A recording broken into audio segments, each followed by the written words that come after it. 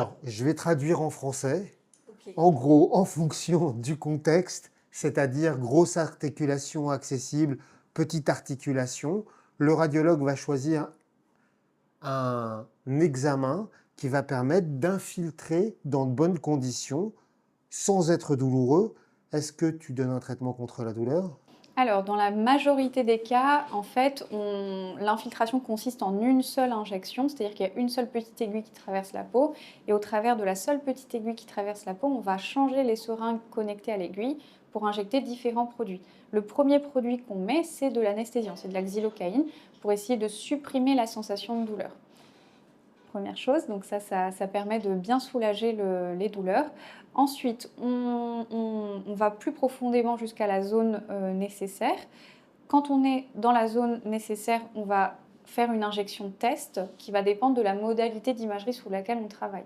Si on travaille sous radio, le liquide test qu'on va injecter avant d'injecter le médicament, ça va être un produit de contraste qui est noir quand on fait nos images, pour être sûr et certain que ça se distribue bien au bon endroit. Et si on travaille sous échographie, le liquide test, ça va être la xylocaïne parce qu'on va voir où ça se diffuse en temps réel sur nos En images. gros, le radiologue, il n'est jamais à l'aveugle et il voit exactement où il injecte le produit. Et voilà, il n'est pas à l'aveugle.